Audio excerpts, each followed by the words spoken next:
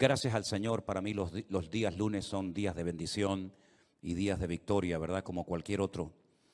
Pero a veces he tenido la sensación cuando llego a casa, sobre todo el domingo, ya el lunes ya me olvido, ya pienso ya en otras cosas, ¿no?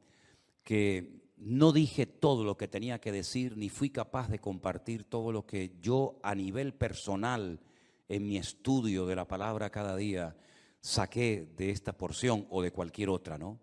Pero vamos a orar juntos, si les parece, hermanos, para pedirle al Señor que en esta tarde este hermoso salmo del cual voy a estar hablando toque nuestros corazones y podamos aprender todo lo que tenemos que aprender en el día de hoy. ¿Les parece, hermanos? Vamos a orar.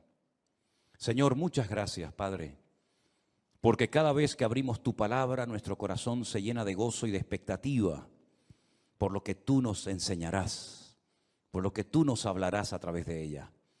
Te pido, Señor, que el estudio, la exposición de este hermoso salmo sea de bendición para todos los que vamos a oírlo y podamos aprender e interiorizar todo lo aprendido en el día de hoy. Ayúdanos, Señor, a estar atentos, tanto a la hora de compartir como a la hora de recibir, que tu nombre sea glorificado y que en esta tarde salgamos de aquí renovados y fortalecidos en la fe, en el nombre de Jesús. Amén y amén. Me gustaría primeramente ponerles en la pantalla, en las pantallas de la iglesia, un gráfico donde hemos hecho un pequeño resumen de los 150 salmos que tenemos hoy por hoy en nuestras Biblias. Realmente el libro de los salmos no es un libro, son 5 libros. Y esos 5 libros se llaman en su idioma original Teilín. Y yo ya he dicho muchas veces que todo lo que termina en in es masculino plural. Teilín significa alabanzas. Teilá es alabanza, Teilín es alabanzas. Este es el libro de alabanzas, el himnario, el libro de canciones del pueblo de Israel, que hasta el día de hoy se siguen cantando muchos de estos salmos. Por eso es muy hermoso leerlos a menudo y memorizarlos y enseñarlos a nuestros hijos, enseñarlos a los que nos rodean, porque traen mucha bendición a nuestra vida. Hay salmos para todos los gustos.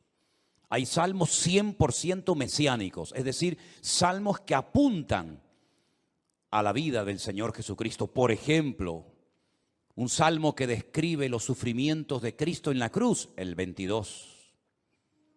Hay salmos que son oraciones, por ejemplo el 90, el Salmo 90, que por cierto mi suegra Esperanza se lo sabe de memoria, con la edad que tiene, es una oración que hizo Moisés.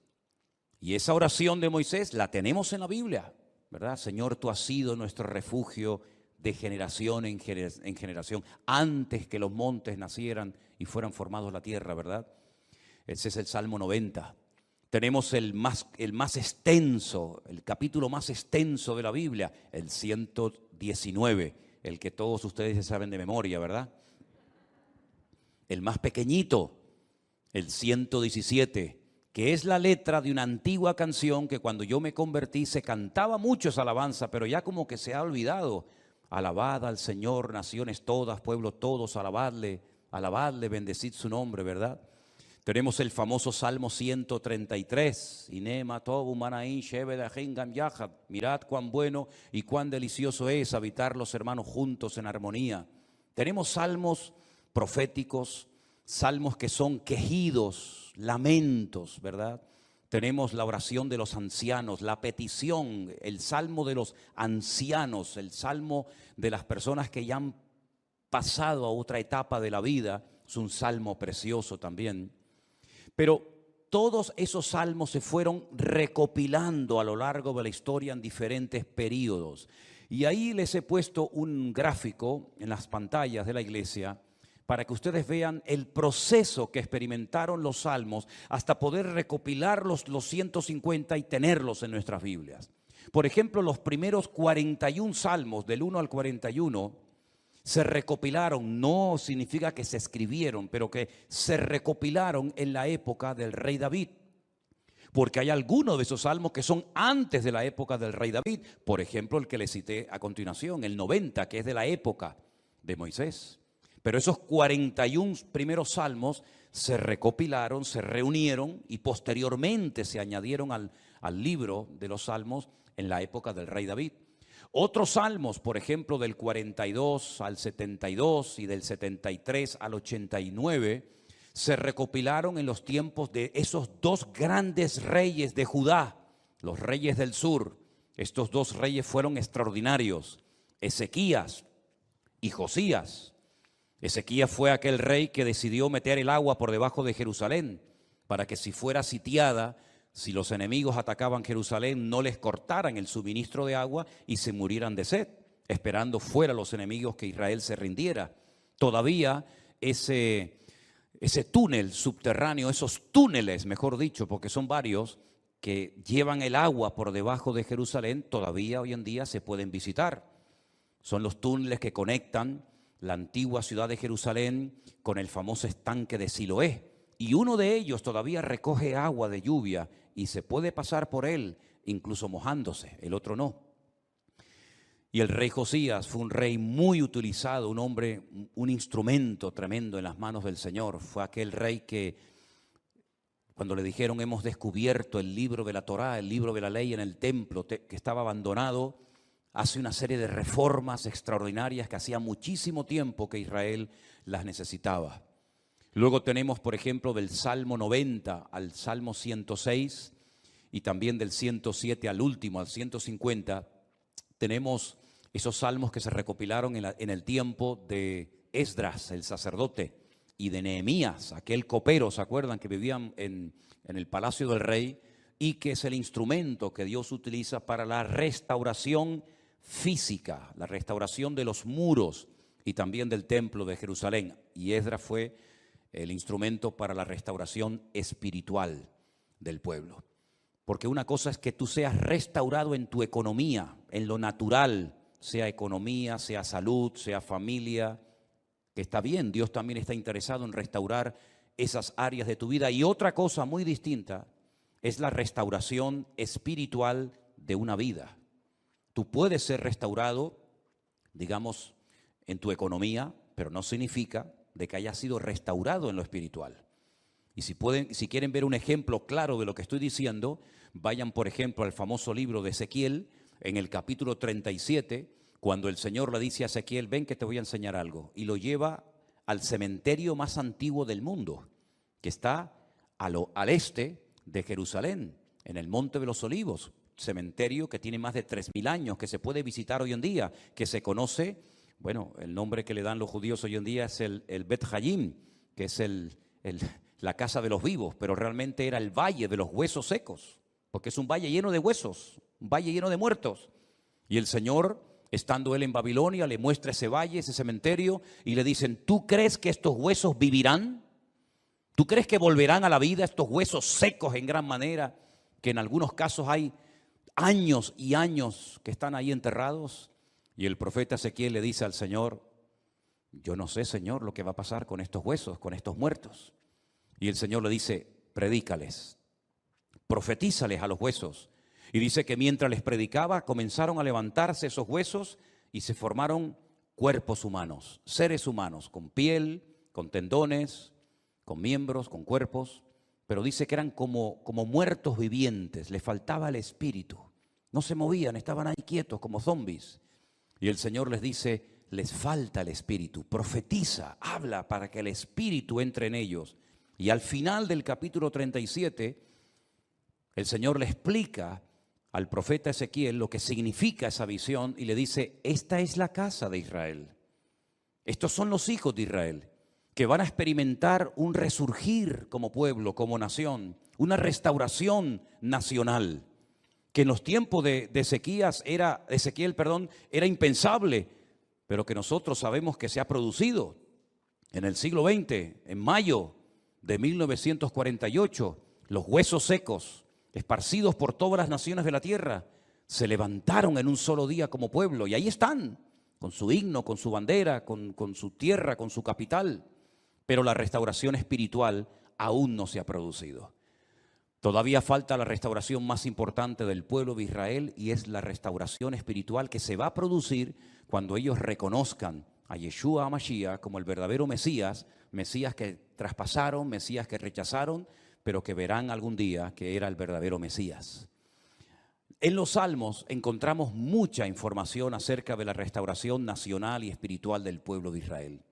Encontramos que dicha restauración se llevaría a cabo a través de la obra de Cristo, del Hijo de Dios humanado y encarnado, que habitaría entre los seres humanos como un ser humano más. En los Salmos también encontramos al principio mucha información acerca del tipo de salmo que vamos a leer. Por ejemplo, hay salmos que en la parte de arriba pone Mictán. ¿Lo habéis visto alguna vez? Mictán. Y uno dice, ¿y eso qué significa? Mictán es una enseñanza profunda. Un salmo que ponga arriba como título Mictán es una enseñanza a tener en cuenta. Es una sabiduría expuesta por escrito para que el que la lea, el que la reciba, el que la cante, sepa que está cantando verdades muy profundas que nacen del corazón de Dios. Hay salmos que, por ejemplo, pone Salmo de Segilot y significa que es un salmo que se tenía que tocar con instrumentos de cuerda, porque no todos los salmos se tocaban con instrumentos de cuerda, había otros que eran de percusión y otros de viento. Hay salmos que pone, por ejemplo, Shir LaMa'alot, salmo cántico de las subidas, que eran los salmos que cantaban los peregrinos cuando subían a Jerusalén 3 veces al año a celebrar la fiesta de la Pascua, la fiesta de los tabernáculos, que era la última, y en medio la fiesta de Pentecostés o la fiesta de Shavuot, las semanas. Y también algunos creen que había escalones en el templo de Jerusalén donde se ponía el coro y esos salmos de las subidas desde allí los cantaban. Pero en este salmo, si ustedes lo pudieran ver en hebreo, al principio pone mitzmor, y la palabra mitzmor significa que es un salmo que hay que cantarlo. Nosotros como cristianos no tenemos esa costumbre, lamentablemente, porque el salmo nos indica que este salmo habría que cantarlo desde el versículo 1 hasta el último versículo, hasta el versículo 5. Nosotros lo hemos leído, pero realmente es un salmo que, según las instrucciones que Dios nos da, tendríamos que haberlo cantado. Y es la mejor manera de aprender capítulos enteros de memoria de la Biblia, poniéndole música. Y es la mejor forma de aprender, ya digo, capítulos y capítulos enteros de la Biblia. Ahora, el Salmo 127, que es el que se leía en esta tarde, si ustedes buscan su Biblia, empieza diciendo que si el Señor, el Eterno, Jehová, como dice la versión Reina Valera, no edifica la casa, en vano trabajan los que la edifican. Tenemos que explicar brevemente a qué se está refiriendo el autor de este salmo, que pudo ser David, que le escribió un salmo, una enseñanza a su hijo Salomón, o como opinan otras personas, pudo ser un salmo que lo escribió Salomón con una enseñanza que heredó de su padre, el rey David. Sea como sea, la declaración que hace el versículo 1 es muy interesante. Si Dios, el Eterno, nuestro Creador, no edifica la casa, en vano trabajan los que la están edificando. El sueño de David, que nunca lo vio cumplido, era construir un templo para su Dios. Dios nunca le dijo a David que lo hiciera, pero nació en el corazón de David el anhelo, el deseo de tener una casa, un templo, sobre todo para que el arca de la alianza, que tenemos ahí en la entrada de la iglesia como una réplica, para que ustedes pudieran ver el tamaño original que tenía el arca de la alianza en aquellos tiempos, en vez de estar debajo de una lona, debajo de una tienda de campaña, pudiera estar en un templo bonito, grande, bien decorado, espacioso, etcétera, etcétera. Ese era el sueño de David, pero nunca lo vio cumplido, porque el profeta Natán le dijo que él no tenía el aval, el respaldo de Dios, el permiso del Señor para construir dicho templo. Ese templo solamente podía ser levantado en un lugar, no podía ser levantado en cualquier parte, sino encima de lo alto de un monte llamado el monte Moriah. Es una palabra compuesta, el lugar donde Dios me enseña. Moriah viene de maestro, Moré, Morá, Morim, Morot, y Yad es el diminutivo del nombre de Dios. El monte donde Dios es mi maestro, el monte donde Dios me enseña y me instruye, ¿verdad? En ese monte vivía un señor llamado Arauna, que era un jebuseo, los antiguos habitantes de Jerusalén. Y allí sube el rey David. Y entonces dice la Biblia que allí ofrece un sacrificio, cuando había muerte por todas partes, por un pecado que, como bien saben ustedes, el rey David había cometido. Allí él presenta un sacrificio en el mismo monte y en el mismo lugar donde tiempo atrás el famoso patriarca Abraham, el amigo de Dios, había subido con su hijo Isaac para sacrificarlo sobre un altar, pero el Señor lo detuvo y le dijo: no lo hagas. Todavía ese altar, esa roca enorme que es tan grande como esta plataforma o más, todavía está allí. Y los judíos consideran que desde allí fue donde Dios creó el mundo, el ombligo, el centro geográfico de la tierra bíblica. Pues en ese lugar Salomón, su hijo, iba a construir el primer templo de la historia para Dios. Ellos tenían que partir de la base de que el Dios de ellos era tan grande, tan inmenso, que era imposible meterlo dentro de un templo. Es totalmente imposible meter a Dios, limitar a Dios dentro de un cubículo, dentro de un edificio, porque ya el Señor le había dicho a David que el cielo es su trono y la tierra es el estrado de sus pies. ¿Qué templo me van a hacer ustedes para mí? Los romanos se reían de los judíos cuando llegaron a Israel y decían: ustedes están locos, porque ustedes tienen un templo enorme, precioso, pero vacío. ¿Dónde están vuestros dioses? ¿Dónde están vuestras divinidades? Los griegos, los romanos y todas las culturas habidas y por haber levantaban templos, pero luego los llenaban de ídolos. Apolos, Afrodita, ¿verdad? Cibeles, Ares y tantos dioses. Pero los judíos nunca pusieron una figura de Dios, porque al Señor tu Dios adorarás y a Él solo servirás. Y en los famosos 10 mandamientos, el Señor prohibía la fabricación de imágenes de talla. Por lo tanto, era un templo vacío, pero en lo más recóndito, en lo más oculto del templo, estaba un lugar que nosotros lo llamamos el lugar santísimo, donde estaba el arca de la alianza. Y Salomón iba a poder construir ese templo con la ayuda de miles y miles de personas.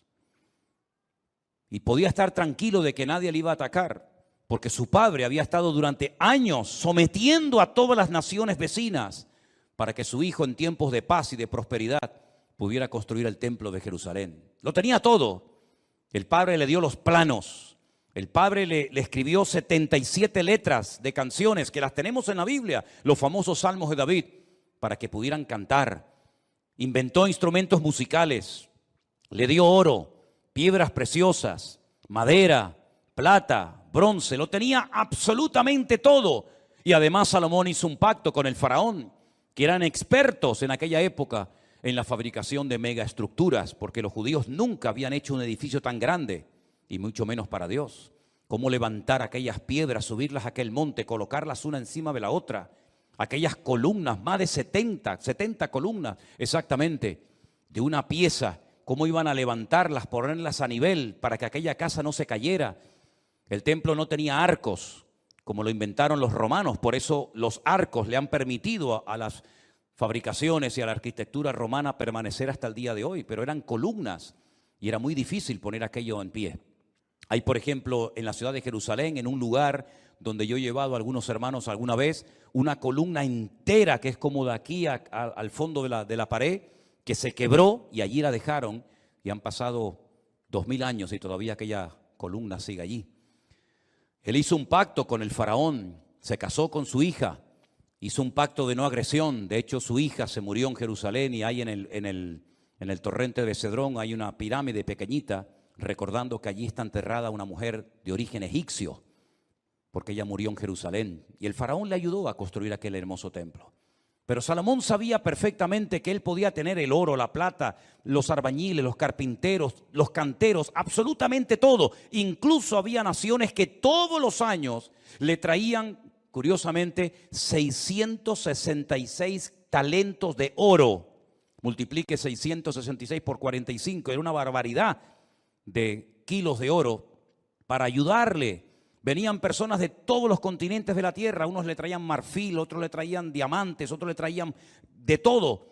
Pero él sabía que aunque lo tenía humanamente hablando todo, sin el respaldo, sin la ayuda del Señor, aquel templo nunca se iba a poder levantar. Y aquí hay una primera lección que tenemos que interiorizar nosotros como cristianos en el día de hoy. Nosotros nos podemos esforzar mucho y de hecho el esfuerzo forma parte de la vida cristiana. Esfuérzate y sé valiente, le decía el Señor a Josué, ¿verdad? Josué capítulo 1. Esfuérzate y pelea, le decía el apóstol Pablo a Timoteo. Pero por mucho que nos esforcemos, por mucho que trabajemos, por mucho que madruguemos o por mucho que trasnochemos, sin el respaldo, sin el favor de Dios, todo lo que hagamos no sirve absolutamente para nada. ¿Cuántos dicen amén? Algunos creen que por trabajar más van a ganar más y se equivocan. Porque la Biblia no enseña que para ganar más hay que trabajar más. Si usted quiere ganar más, no haga eso, porque lo está haciendo al revés. Si usted quiere ganar más, yo después le digo lo que tiene que hacer. Pero no trabajes más para ganar más, porque vas a ganar menos y te vas a terminar agotando. Porque la Biblia dice en el Salmo que hemos leído que si el Señor no edifica la casa en vano, y esa palabra en vano, esa expresión en hebreo, en vano, significa para que no llegues al agotamiento físico y mental. ¿Qué les parece? Para que no llegues a un momento que digas, ya no aguanto más, estoy reventado, estoy cansado. Llego el fin de semana, quiero descansar y el lunes voy igual de cansado, peor. Y vas acumulando cansancio y durante la noche no duermes. Cuando dice el Salmo 27 que una de las bendiciones de Dios es poder dormir tranquilamente por la noche. Dice que a sus amados el Señor les dará el sueño. Y hay muchas personas que darían cualquier cosa con tal de poder dormir en paz, como nosotros, los hijos de Dios, que hemos aprendido a depender y a descansar en el Señor, podemos dormir en paz. ¿Cuántos dicen amén? No sé por qué nos han hecho últimamente a Elena y a mí una pregunta, me la hacen de vez en cuando, por internet, por WhatsApp, por correos, incluso hasta en persona. ¿Ustedes están durmiendo bien? Y preguntamos, ¿y por qué nos hacen esa pregunta? Sino porque con todo lo que tienen, todo el jaleo de atender gente y atender gente de aquí y llamar, ¿ustedes duermen bien? Y la respuesta de Elena siempre es la misma, dormimos perfectamente. Porque nosotros hemos aprendido a descansar y a depender únicamente del Señor. No entramos en estrés, ni en nervios, ni en agobio. No perdemos la paz absolutamente por nada. ¿Por qué? Porque la obra no depende de nosotros. La obra depende del dueño, de la cabeza. Y el dueño y la cabeza es nuestro Señor Jesucristo. Me da mucha pena, mucha lástima cuando veo a cristianos agobiados, cargados, estresados, con la tensión disparada. Perdonen si alguien se siente aludido. Yo es que no le he tomado la atención nunca a ninguno de ustedes. Por eso hablo desde la libertad, porque claro, va a decir, ¿este hombre cómo sabe que tengo yo la tensión alta? No, yo no sé nada, pero el Señor lo sabe todo. Pastillas para poder dormir, claro, después pastillas para despertarte. Agobiado, estresado, que no llego a fin de mes, que no pago el colegio de los niños, que los libros, que esto, que lo otro. Y yo he cumplido recientemente 60 años. No me da ninguna vergüenza decirlo, al contrario, estamos orgullosísimos de los 60 años que tenemos. Y de esos 60 años, que parecen mucho, pero a la hora de la verdad no son tantos, de esos 60 años, 40 los he dedicado a servir única y exclusivamente al Señor. Es decir, no me he dedicado en otra cosa los últimos 40 años de mi vida más que a servir al Señor. Con iglesias pequeñas, con iglesias grandes, con escasez, con abundancia, con mucha gente, con poca gente o con ninguna gente. Y en estos últimos 40 años, si algo hemos aprendido, sobre todo en este último año, es que Dios es galardonador de los que le buscan. Y cuando más difícil estaba todo, y cuando humanamente hablando era imposible que esto siguiera adelante, el Señor sin manos nos dio una cachetada de amor mostrándonos y enseñándonos que Él es el que edifica su casa y su obra, y no nosotros. A mí me llama mucho la atención que este verbo edificar es exactamente el mismo que emplea el Señor Jesucristo cuando hace referencia a lo que Él iba a hacer. Edificaré mi iglesia. Su padre en Génesis capítulo 1 nunca empleó el verbo baná o boné, que es construir, sino el verbo bará, que se parece, pero no tiene nada que ver una cosa con otra. Bará es un verbo que solamente aparece en la obra creadora de Dios. Cuando dice la Biblia que en el principio creó, ese verbo creó es bará y significa crear de la nada. Este púlpito está hecho de un material llamado metacrilato. Lo mandamos a hacer hace 20 años. El que lo hizo, porque este no se ha perdido ningún culto desde que estamos aquí, Este ha estado todos los cultos, todas las reuniones de jóvenes, todos los cultos de jueves, todos los cultos de domingo. Este que está aquí, o esto que está aquí, ha estado siempre aquí. Pero el que lo hizo, no lo creó, lo hizo utilizando una materia prima, metacrilato. Y el púlpito que tenemos en la iglesia del Puerto de la Cruz es de madera. Y alguien lo hizo, no lo creó, utilizando la materia prima de la madera. Pero el verbo bará en Génesis capítulo 1 es crear de la nada. ¿Y cómo Dios creó sin utilizar materia prima? Sin utilizar tierra, sin utilizar piedra, sin utilizar madera, con el poder de su palabra. Dijo Dios, sea la luz, y fue la luz. Y dijo Dios, y todo lo que Dios decía se materializaba por el poder de su palabra. Pero curiosamente el Hijo, cuando viene a este mundo hace 2000 años, Él no dijo, crearé mi iglesia de la nada. No dijo eso, sino dijo, edificaré. Y si juntamos, y tenéis memoria para recordar esto, el Salmo 127 dice Salomón, si Dios no edifica esta casa, en vano estamos trabajando nosotros aquí.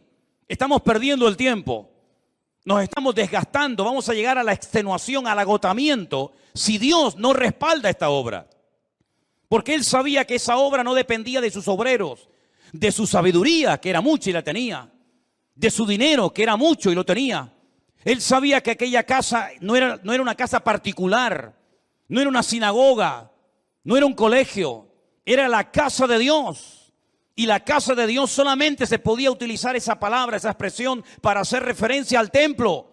Yo sé que hay gente que dice, hermanos, bienvenidos a la casa de Dios. Está mal dicho eso. Porque esto no es la casa de Dios. Esto es un local donde se reúne la iglesia, pero esto no es la casa de Dios. Dios no vive aquí. Si esto fuera la casa de Dios, yo no me voy de aquí ni a palos. ¿Cómo me voy a ir de aquí si mi Dios vive aquí? ¿A dónde me voy a ir? Nos tendríamos que venir a vivir aquí. Pero esta no es la casa de Dios. Pero en aquellos tiempos, cuando Salomón dice, si Jehová no edificare la casa, ¿a qué casa se refería? A la casa de Dios. Él sabía que esa casa no iba a poderse terminar si no tenía el respaldo de Dios. Por eso el Señor Jesucristo pudo decir, yo edificaré mi iglesia. Porque Él dijo, todo lo que hago y todo lo que digo, lo hago porque mi Padre me da autorización y me apoya para hacer y decir lo que hago. Por eso la iglesia ha permanecido en estos últimos 2000 años con persecuciones, con todo tipo de regímenes políticos, con falsas doctrinas, con divisiones, etcétera, etcétera. ¿Por qué? Porque el que la está fabricando no es el hombre, el que la está construyendo es el Señor Jesucristo. Y nosotros somos piedras vivas en ese edificio, pero la piedra angular, la que soporta todo el peso, es nuestro Señor Jesucristo. La piedra que desecharon los edificadores ha venido a ser la cabeza del ángulo. Bendito sea Dios. Piná, Rosh Piná. Eso es, Rosh Piná. Hay un pueblo en Israel muy bonito que se llama Rosh Piná, que significa la cabeza del ángulo. Pero este salmo, ¿sabes? Te da una calma, te da una paz impresionante, porque no tienes que estar dependiendo de tu esfuerzo personal, sino del respaldo de Dios. Y yo le hacía esta mañana a los hermanos del Puerto de la Cruz 2 preguntas que se las voy a hacer ahora a ustedes. ¿Dios está respaldando lo que estás haciendo? Piensa bien, Todos no vamos a ser pastores, todos no van a ser predicadores, evidentemente. Pero todos y cada uno de ustedes, de nosotros, nos dedicaremos en la vida a algo. Pero mi pregunta es, ¿a eso a lo que hoy por hoy te estás dedicando, tú notas en tu vida el favor de Dios, el respaldo de Dios? Si la respuesta es sí, yo siento que en mi profesión, en mi carrera, en mis estudios, en mi trabajo, yo siento y noto que el respaldo, que la bendición de Dios está conmigo. Gloria a Dios, no sabes cuánto me alegro, hermano. Pero si la respuesta es no, entonces ¿por qué lo estás haciendo? Si sabes que Dios no te ha mandado a hacer lo que estás haciendo, ¿cómo te atreves a hacerlo? Porque la segunda pregunta que les iba a hacer es, ¿por qué estás haciendo lo que estás haciendo? ¿Para ganar un sueldo? Es decir,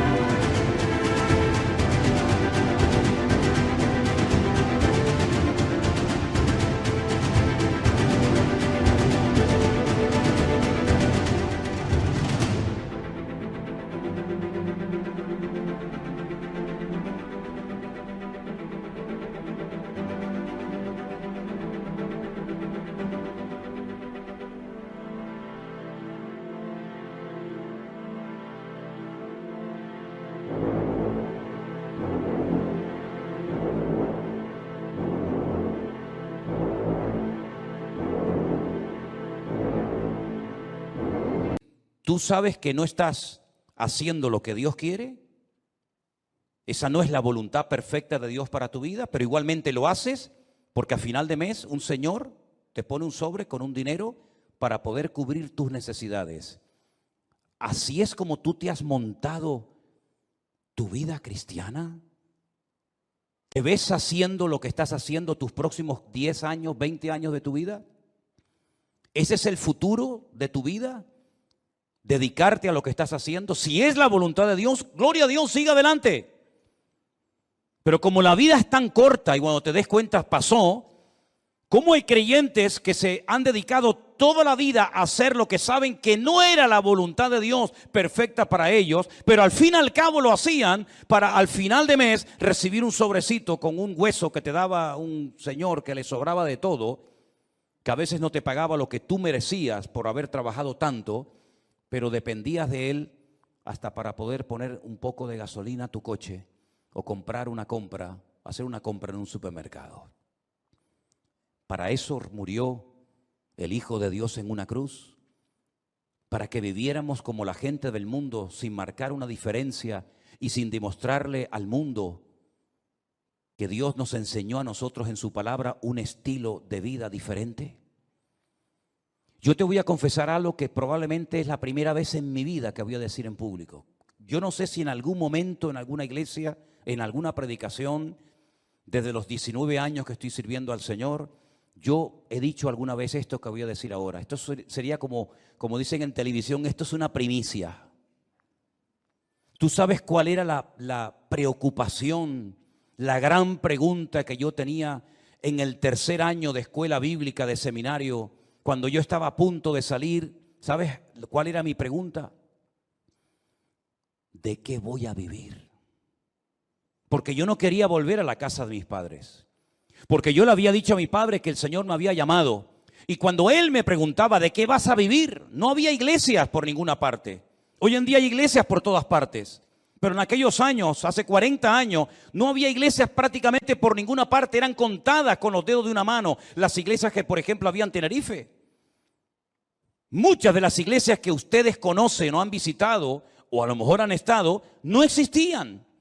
Las iglesias eran de 10, 15 personas, había muy poca gente, un culto de jóvenes con 5, 6 jóvenes, era un avivamiento. No había prácticamente nada y la pregunta que yo tenía en aquellos años era, ¿de qué voy a vivir? Porque no quiero volver otra vez a vivir en la casa de mis padres, porque sería entonces darle la razón al viejo de que me equivoqué y al fin y al cabo tengo que volver a vivir con ellos hasta para poder comprarme un par de zapatos. Pero casi la última semana de estudiar en aquella escuela bíblica en Las Palmas, en un piso allí cerca de las playas de las canteras, llegó un misionero, como eso ya les he contado en otras ocasiones, y me pidió que viniera aquí a Tenerife a echarle una mano en la obra.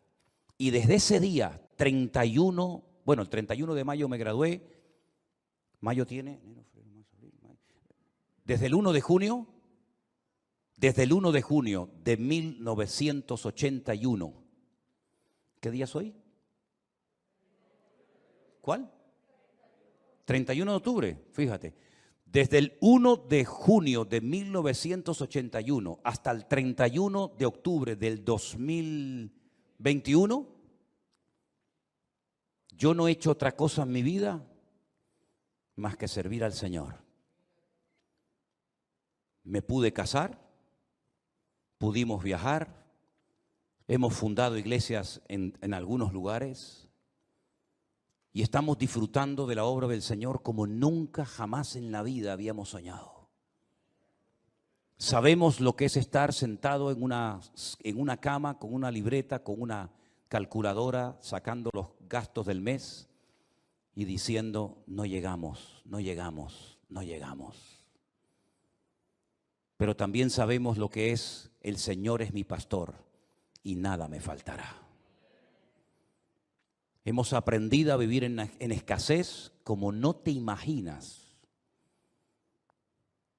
Y hemos aprendido a vivir en abundancia, hemos aprendido a dormir en cualquier lugar, porque el Señor nos ha mostrado de que cuando una persona es capaz de hacer un mínimo gesto por el Señor respalda y bendice la vida de esa persona. Y tengo un temor tremendo en mi corazón por toda la manera como el Señor nos está bendiciendo y abriendo puertas en todas partes. Porque sabemos perfectamente que no es por nuestros méritos, no es por nuestros méritos. Quiero decirles que cuando muchos de ustedes vinieron a esta iglesia, nosotros ya hacía años que estábamos aquí. Hacía años que estábamos en este lugar. Y el Señor ha ido edificando poco a poco su obra. Y hoy en día podemos hablar para la gloria del Señor de miles y miles de personas que en todas partes del mundo, muchos de ellos han conocido al Señor Jesucristo como su Señor y Salvador personal en este último tiempo. Anoche tenía una reunión por Zoom con todos los hombres de la iglesia virtual del grupo número 2, gente con más de 80 años. Dándole gracias al Señor porque en la recta final de su vida, como ellos mismos decían, han conocido el Evangelio del Señor Jesucristo y tienen un hambre por conocer más y más de la palabra que a mí realmente me deja sorprendido todo lo que el Señor está haciendo. Yo quiero decirles a todos y a cada uno de ustedes que yo también tuve tu edad y estuvimos dispuestos cuando éramos jóvenes, recién casados con 21 años, a pagar un precio. Y nos llamaron locos. Los pastores nos reunían de vez en cuando y nos decían, estáis locos. ¿Cómo sois capaces de ir con una niña pequeña como era Priscila en aquellos años a un país tan lejos, sin conocer prácticamente a nadie, a vivir por fe? Pero cuando el Señor edifica su obra y cuando el Señor respalda su obra, no hay impedimento que pueda frenar la vida de un hijo y de una hija de Dios. Y yo quiero desafiarte a que tú pierdas el miedo, porque si de algo a mí me ha servido el Salmo 127 es a perder el miedo. Si Anderson, que está conectado al liderazgo y a los coordinadores de la iglesia virtual número 1, les hablara acerca de lo que cuesta, del presupuesto enorme que cuesta el hacer todas las actividades, nos quedaríamos con la boca abierta.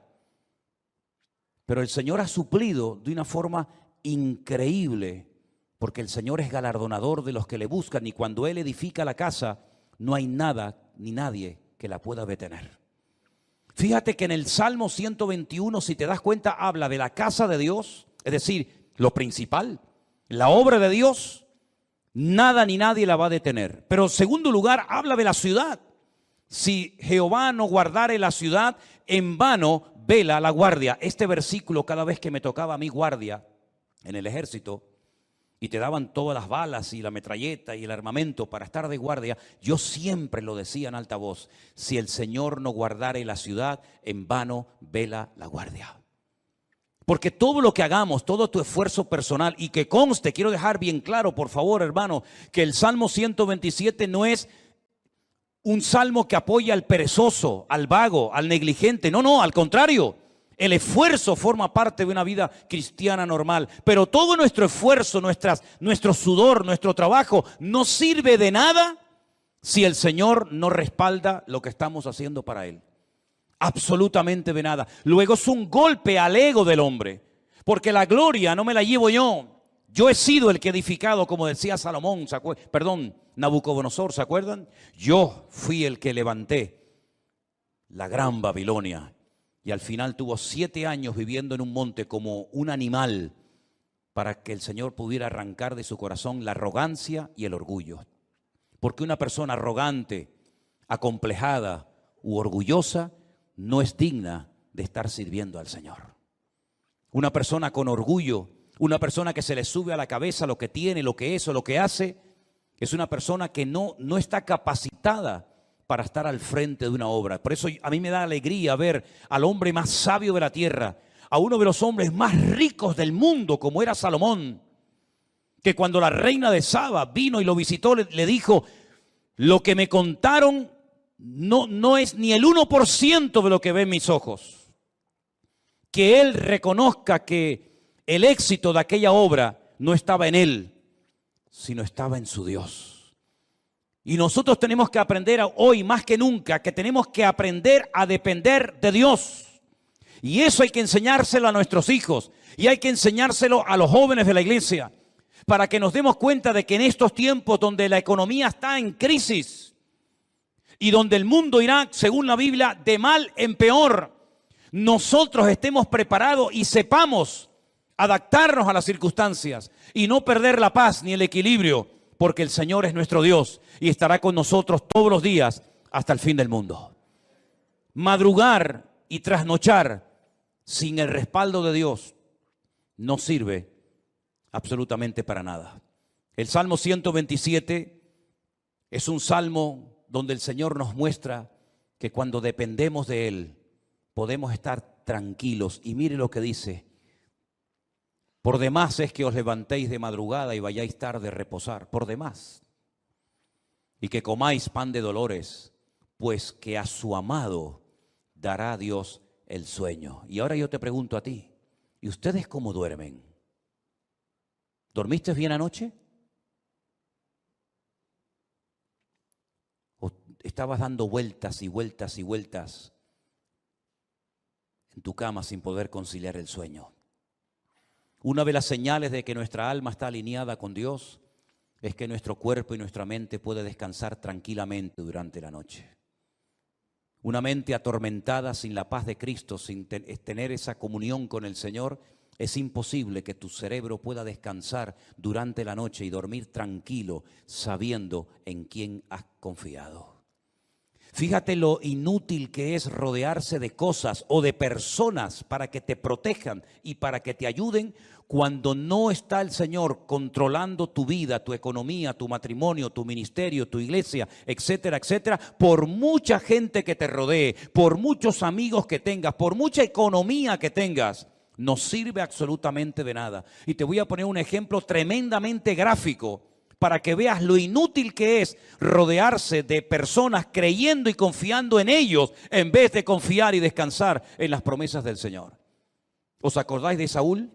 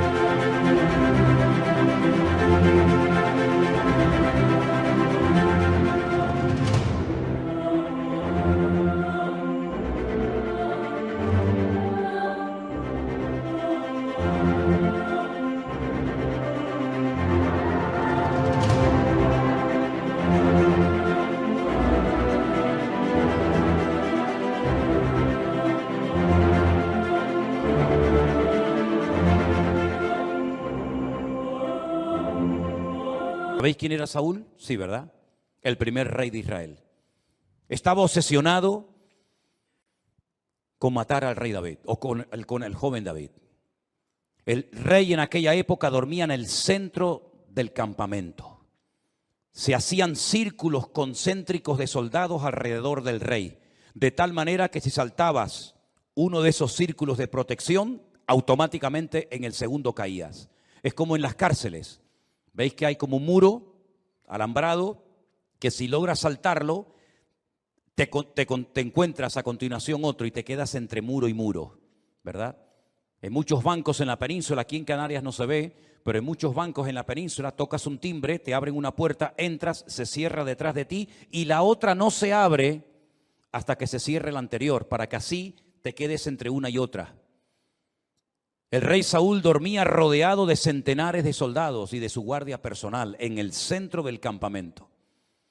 David una noche bajó de las montañas y atravesó el primer círculo, el segundo, el tercero y hasta el mismo lugar donde estaba el rey Saúl dormido. Cogió la lanza del rey Saúl, subió a lo alto de una montaña y cuando estaba lejos comenzó a gritar: ¡Abner! ¡Abner! ¿Qué haces? ¿Qué forma de proteger al rey es esa? Mira lo que tengo en la mano. He llegado hasta la misma presencia del rey Saúl, al que supuestamente tú tienes que estar cuidando. Te has quedado dormido. No has cumplido con tu deber. Y ahí hay un ejemplo gráfico de cómo un rey rodeado de cientos de soldados que se quedan dormidos. Ahora puedes entender lo que dice el Salmo 127. Si el Señor no vela y cuida y protege a la ciudad, en vano vela la guardia. Todos se van a quedar dormidos espiritualmente hablando en estos últimos tiempos. Los políticos se van a quedar dormidos y no van a saber discernir el mundo espiritual. Los bancos se van a quedar dormidos y van a ser esclavos del próximo sistema mundial de economía. Los religiosos se han quedado dormidos hace siglos y son incapaces de discernir los tiempos y las ocasiones. Y la iglesia no puede entrar en ese juego. Por eso dice el apóstol Pablo: es tiempo de despertarnos del sueño. Despiértate tú que duermes y te alumbrará Cristo. Hay un sueño, ¿verdad?, profundo que experimentó Adán. Pero fue un sueño que Dios produjo para que no le estorbara en la obra que el Señor estaba haciendo. Pero hay otro sueño de tipo espiritual que te adormece el alma, que atonta tu espíritu, que ciega tu entendimiento y que cauteriza tu conciencia y que te impide reconocer que a veces lo que estás haciendo no es la voluntad de Dios. Es un juguete, un entretenimiento del sistema faraónico del mundo que te da todo a cambio de nada. Y al final de tu vida no has hecho nada y te has creído que Dios estaba respaldando tu obra, tu ministerio, tu imperio, tu reino, pero has tirado por la borda tu vida y te has bajado a lo profundo del barco mientras había una tormenta arriba. Tú te has quedado dormido y en vez de actuar marcando una diferencia, dejaste que el mundo te marcara y te manipulara a ti. Por eso, mis queridos hermanos, el Salmo 127 es de sacudir nuestras conciencias y despertarnos ante la realidad. ¿Qué estoy haciendo con mi vida? ¿Qué estoy haciendo con mis recursos? ¿Qué estoy haciendo con mi tiempo? ¿Qué estoy haciendo con mi juventud? ¿Qué estoy haciendo con los dones y talentos que Dios me dio? ¿Qué estoy haciendo en definitiva? Porque si lo que estoy haciendo no tiene el respaldo de Dios, ¿para qué lo sigues haciendo? ¿Es que acaso el Señor no dice en su palabra: el justo por la fe vivirá? ¿O es que eso solamente eran unas palabras bonitas que Martín Lutero en esta época del año, hace muchos siglos atrás, sacudió su conciencia, le hizo reconocer y recapacitar que el sistema religioso en el que estaba envuelto estaba envenenado y corrompido? Son unas palabras bonitas de un profeta del Antiguo Testamento que sí quedaron muy bien, pero que hoy en día no tienen ningún efecto. Eso funciona, es realmente así, eso es real. ¿Funcionan las promesas de Dios? Te pregunto, hermano. ¿Funcionan sí o no las promesas de Dios en tu vida? ¿Te fías de Dios? ¿Crees que Él te puede sanar, que te puede prosperar, que te puede bendecir? Pues te voy a dar algunas pinceladas para que empieces a entrar en una dimensión diferente en cuanto a tu relación con Dios. Primero, hay ciertas y determinadas cosas que hay que pelearlas y lucharlas en el campo de batalla.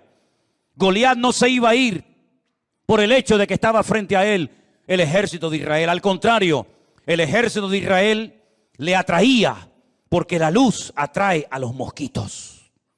Ellos no tuvieron que ir a buscar a Goliat. Goliat los encontró a ellos. Y aunque Goliat estaba en aquel lugar y se sabía que iba a ser derrotado, porque allí estaba el hombre de Dios, David. Para Goliat era un atractivo estar en aquel lugar, como es un atractivo para muchos el conquistar a tus hijos, o romper tu matrimonio, o derrotar tu ministerio. ¿Por qué? Porque tú tienes luz, tú proyectas luz. Hay una gracia de Dios, hay algo de Dios en tu vida que al enemigo lo atrae. No tienes que buscarlo, él te va a encontrar. La luz atrae a los mosquitos. Si no, vete al campo y enciende una luz para que veas cómo enseguida vienen los bichos. Y si nosotros verdaderamente somos luz, vamos a atraer a ciertas y determinadas cosas. Y por eso la Biblia dice que hay que pelear. ¿Pero pelear qué? La buena batalla. Porque hay batallas que no las pelees porque vas a morir. Como Jonatán se fue a pelear una batalla que no tenía que haber ido nunca y murió. Pero Pablo dice, yo he peleado la buena batalla. ¿Estás peleando la buena o la mala batalla? Porque la buena te dará la corona de vida, la recompensa del Eterno. Pero la mala te quitará la vida, tu familia, tu esposa, tus hijos, y perderás el galardón de Dios. Hay bendiciones que vienen por pelearlas. La tierra está delante de vosotros, pero ahí están los filisteos, los amorreos, los cananeos, los jebuseos, los amonitas, los moabitas. Ir y pelear contra ellos. Y tuvieron que pelear y jugarse la vida, y derramar sangre, y tener heridas y cicatrices en el cuerpo para conquistar la tierra. Porque hay ciertas y determinadas bendiciones, claro, tú tienes que saber cuáles, que tienes que conseguirlas peleando la buena batalla en el nombre del Señor. Pero hay otros milagros que no vienen por pelear,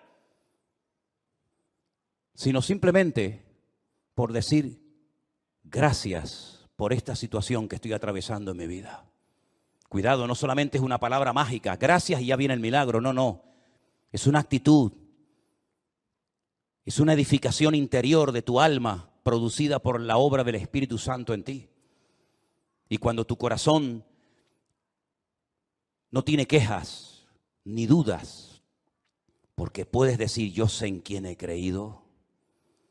Eres capaz de llegar a un cementerio en un ambiente de derrota y de pesimismo, cuando incluso los familiares del difunto te echan en cara, si hubieras estado aquí mi hermano no estaría muerto, como diciendo tú eres el culpable, si tú hubieras estado aquí mi hermano estaría vivo.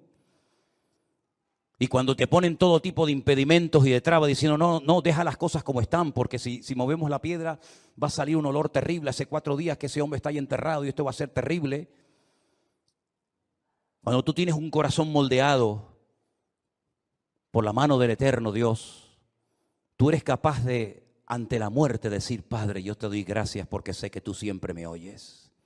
Y se produjo un milagro sin ayuno, sin oración, sin reprender demonios, sin gritos, sin show ni espectáculos, sino simplemente con una expresión de gratitud y de dependencia del Padre. Yo sé que tú siempre me oyes. Lázaro, sal fuera. Y se produjo un milagro tremendo. Uno de los milagros más espectaculares de Cristo, simplemente por expresar gratitud en medio de la muerte y del dolor. Y el segundo gran milagro de Cristo, un milagro que consistió en multiplicar cosas. En este caso no fue transformar elementos como agua o vino, sino crear cosas, multiplicar panes y peces de una forma incontable, en pleno desierto, donde no había recursos materiales para poder cubrir la necesidad de tantas miles y miles de personas. Cuando sus propios discípulos, y tendrás esta experiencia en tu vida, te lo aseguro, hermanos que te llegarán y te van a decir, pero con ese sueldo, ¿a dónde vas? Y con ese cochecito, ¿qué haces? Y con esa motito, ¿qué haces? Y tus propios hermanos te tratarán de limitarte lo que tienes, como diciendo, pero lo que tienes no vale para nada. Cuando incluso uno se le acercó al Señor y le dijo, ni 300 denarios que tuviéramos, que no los tenemos, por cierto, pero si los tuviéramos, tampoco servirían para dar de comer a estas multitudes. El Señor toma lo poco y le enseña a los discípulos que en el peor momento de sus vidas, cuando acaban de recibir la orden, el desafío de darles vosotros de comer, aprendan a atender a la gente. Pero si no tenemos ni para nosotros. Sí, pero es que hay un principio. Cuando te descentralizas de ti mismo y te centras en Dios y en los demás, el aceite nunca faltará. Nunca faltará. Así que dadles vosotros de comer y yo os voy a enseñar cómo se les da a la gente hambrienta de comer. ¿Qué hay por ahí? Unos cuantos panes y peces, los cogió, los bendijo y dio gracias. Y dando gracias, comenzó a partirlo y le dijo, comenzar a repartir, comenzar a repartir, comenzar a repartir. Y hasta llegaron a sobrar cestas enormes llenas de pedazos de la comida que el Señor había multiplicado. Hay milagros que vienen por pelear. Hay bendiciones que vienen por pelear y jugarte la vida y hasta la extenuación si hace falta. Pero hay otros milagros que vienen cuando te relajas y dices, ya no puedo más.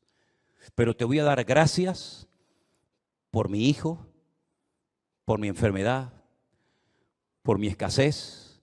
Te voy a comenzar a dar gracias y voy a comenzar a gozarme en lo que no entiendo. Y voy a transmitir ánimo, aliento y gratitud a mi familia y a mi gente que me rodea. Y vas a comenzar a ver milagros impresionantes en tu vida. Yo digo una cosa. ¿Qué tienes que perder? Imagínate que te funciona. Vas a estar toda la vida agradecido al Señor por haber aprendido a salir de la miseria, por haber aprendido a gozarte en la adversidad y por haber aprendido a ver la gloria de Dios en medio de las tormentas de la vida. ¿Cuántas tormentas hemos atravesado? ¿Cuántos desiertos hemos cruzado? ¿En cuántas cuevas nos habremos metido espiritualmente hablando? Pero de todas y de cada una de ellas nos ha sacado nuestro Dios. Y la situación en la que te encuentras ahora mismo, repito, la situación en la que te encuentras ahora mismo, y yo no me estoy dirigiendo a nadie, y lo quiero dejar bien claro, porque yo no necesito un micrófono para hablarte a ti, o a ti, o a ti hermanita, o a ti hermano. Yo no necesito, jamás necesito de un micrófono para sentarme y decirle a usted, ven para acá. Yo le estoy predicando a toda la iglesia, pero creo que en este momento el Señor me está utilizando para decirte esto. La situación en la que te encuentras ahora mismo en tu matrimonio, en tu economía, o en cualquier otra área de tu vida, Dios la ha permitido. Porque lo que tienes que aprender no lo vas a aprender riendo ni saltando, sino llorando y sufriendo. Porque lo que se aprende llorando no se olvida nunca. Lo que se aprende en el dolor y en el sufrimiento no se olvida jamás en la vida. Por eso hay dolores que son una bendición. Y por eso el Señor ha permitido que todos y cada uno de nosotros, con sus respectivas circunstancias, hayamos llegado a un punto en nuestra vida, con la edad que tienes, con la familia que tienes, con los hijos que tienes o no tienes, para que aquí le preguntes hoy al Señor, Señor, cuento con tu favor cuando mañana vaya a la calle a buscarme la vida en mi trabajo. Si eso es lo que Dios tiene planeado para ti, adelante, hermano, sal como un león, no como una gallina. Sal como un león, contento, triunfante. Sal de tu Getsemaní con el corazón recién quebrantado y roto. Pero sal de tu Getsemaní diciendo, el Señor está conmigo como poderoso gigante. Pero no se te ocurra salir de tu desierto. No se te ocurra salir de tu Getsemaní sin la bendición y el respaldo de Dios. Porque entonces habrás perdido tiempo, habrás perdido recursos y no habrás conseguido absolutamente nada. Déjate de lloriquear y pórtate como un hombre. Déjate de lloriqueos absurdos y ridículos y de levantar pena y compasión. Lo que tienes que meterte es en tu huerto de Getsemaní y aprender a derramar tu alma delante del Señor. Y no se te ocurra salir de ahí hasta que le hayas dicho, no se haga mi voluntad, sino la tuya. Porque hasta ahora lo que hemos querido es que se hiciera nuestra voluntad. Pero Dios el año pasado nos paró los pies a todos y nos dijo, a partir de ahora, lo que se va a hacer en mi casa y en mi iglesia es mi voluntad. Porque lo que yo quiero edificar, lo quiero edificar a mi manera, con mi estilo, con mi forma, y no con la forma y el estilo que me marcan ustedes. Vamos a dejarnos moldear, vamos a dejarnos tratar, vamos a dejarnos edificar por el Señor. Porque si el Señor nos respalda y nos apoya, seremos la gente más feliz y dichosa del mundo. Pero si el Señor en lo que hagas no te respalda, serás la persona más desdichada de esta tierra. Pregúntate a ti mismo en esta tarde, ¿por qué estoy haciendo lo que hago? ¿Por qué digo lo que digo? ¿Por qué predico lo que predico? ¿Por qué hago lo que estoy haciendo? ¿No será que a veces hemos entrado en un sistema, en una rutina, en una mecánica y no nos paramos en silencio delante del Señor a preguntarle, Señor, ¿qué quieres hacer con mi vida? Si tú te atreves a hacerle esta pregunta sinceramente al Señor, te puedes llevar muchas sorpresas agradables. Pero tienes que ser valiente, porque este mensaje no va dirigido a cobardes. Los cobardes, este mensaje les da miedo. Los cobardes se enfadan, porque el enfado es la careta del cobarde. El enfado es el disfraz que utiliza la persona que en lo más profundo de su corazón tiene una inseguridad tremenda y no aprende a depender del Señor. Pero nosotros hoy estamos a cara descubierta ante la presencia de nuestro Dios y Él quiere hacer un milagro y un cambio en tu vida, pero deja que el Señor haga lo que quiera con tu vida. ¿Cuántos dicen amén? Cierra tus ojos ahí donde estás, mi querido hermano y hermana. Y recuerda estas palabras, apréndetelas de memoria. Si el Señor no edifica mi casa, en vano es todo lo que hago. Si el Señor no cuida de mi vida, las alarmas, los seguros, el plan de jubilación, etcétera, etcétera, no sirven para nada. Porque el que trae seguridad y protección a mi casa no es lo que tengo, es lo que soy en Cristo Jesús, mi Señor.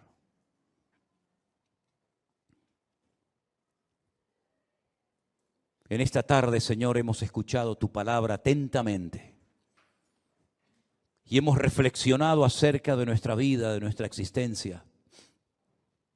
Y queremos pedirte en esta tarde, Señor, ayúdanos a depender 100% de ti, Señor.